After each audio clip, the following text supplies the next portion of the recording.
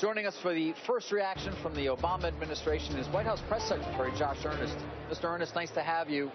This 38,000 number has got some people concerned. It's also 116,000 average over the 3 months, last 3 months, clearly lower than what we've seen over 6 months or a year. Is job growth slowing down in this country? And if so, why? Well, listen, David, I've been reacting to jobs numbers at the White House here for more than 7 years. And what's true today has been true in the past, which is that we don't get too excited when the jobs numbers are better than expected, and we don't get too disappointed when the 1 month jobs numbers are lower than expected. What we're taking a look at are the longer-term trends, and over the last 6 months, we have seen wage growth above 3%. That's a positive sign.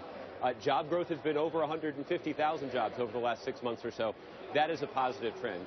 The reports of people who are seeking jobless claims have been below 300,000 for more than a year now, the 4-week moving average. So the longer-term trends continue to indicate that our economy is resilient and continues to be making a strong recovery from the worst economic downturn since the Great Depression. But the president has laid out some ideas about what we can do to strengthen our economy.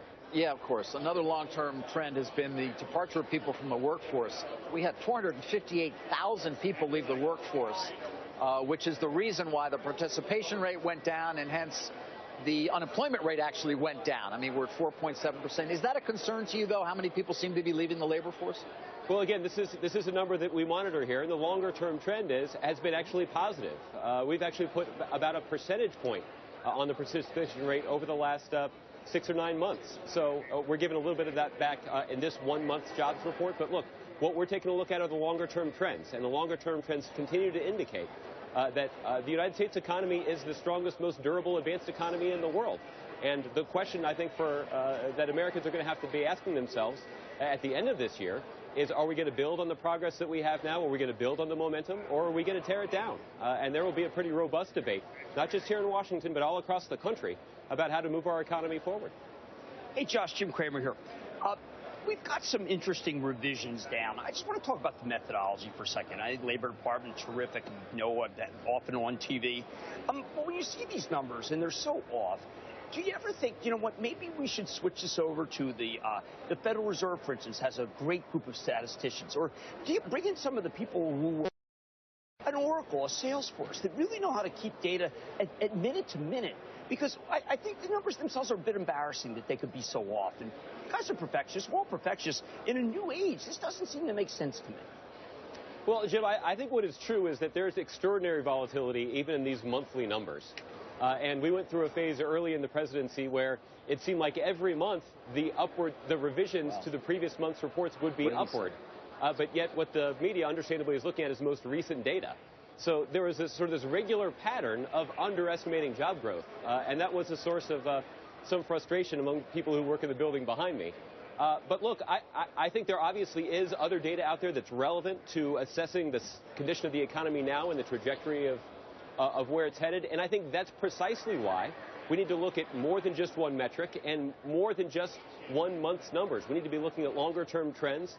So certainly this month's job numbers is instructive, but it can't let us be determinative in terms of drawing our assessment on the economy. We need to be looking at the longer-term trends as it relates to the job market, but also the longer-term trends when it comes to retail growth, the housing sector.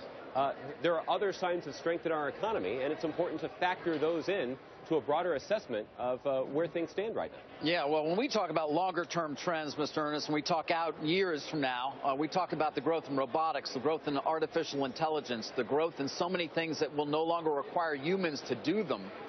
I mean, that becomes a scary proposition when you talk about the broader job market in this country, doesn't it? Well, there is no denying that our society and our economy is changing and is being profoundly impacted by technology and by the fact that our economy is increasingly globalized. And that's why you've seen the president be at the forefront of advocating for things like improved job training, free community college education. Look, you know, a generation ago, getting a good high school education and going into the factory in town was to get a good middle-class job, to raise your family, to save for retirement. But that option is not available to nearly as many people as it was before. So we need to be thinking creatively in the future about how to prepare our workforce for this global economy that's going to be influenced by technology. It's also why the president's been a leading advocate of the Trans-Pacific Partnership. If the U.S. economy and U.S. businesses and workers are going to be competing on the international markets, then we need to be looking for ways that we can level the playing field for American businesses. So let's go out and cut deals with Vietnam and other countries in Southeast Asia and put pressure on them to raise their environmental standards, raise their labor standards, so that we can start to level the playing field for American businesses and American workers. Let's also make sure that American businesses and American workers can get access to the Vietnam economy in the same way that Vietnam businesses have access to the U.S. economy. That's a win-win for the U.S. economy. It's a win-win for U.S. workers. It also is a way for us to cut taxes, 18,000 taxes that other countries impose on U.S. goods. Yeah, glad you got the Vietnam in there, of course, given the trip earlier this week. Finally, the man who's the presumptive nominee for president from the Republican Party, Donald Trump, who, of course, opposes TPP, just tweeted a few moments ago, as he tends to do. Terrible jobs report just reported. Only 38,000 jobs added. Bombshell. Final question. Get a response from you, Mr. Earnest. Listen, it's not uncommon for me to be asked about tweets from the presumptive Republican nominee, and he's certainly entitled to avail himself of the First Amendment and share his views. But look, I think what smart analysts of the economy are taking a look at right now are the longer-term trends, not just as it relates to the job market, but also things like growth in retail sales, improvement in the housing sector, improvements in the manufacturing sector. And the question really is going to be, for the next president, for the American people as they choose the next president, is are we going to build on the momentum that our economy has built up, or are we going to tear it down? And I assure you that we look forward to having that debate over the course of this year. We appreciate you joining us, Mr. Earnest. Thank you. No problem, guys. Thank you. All right, Josh Earnest, press secretary for the White House.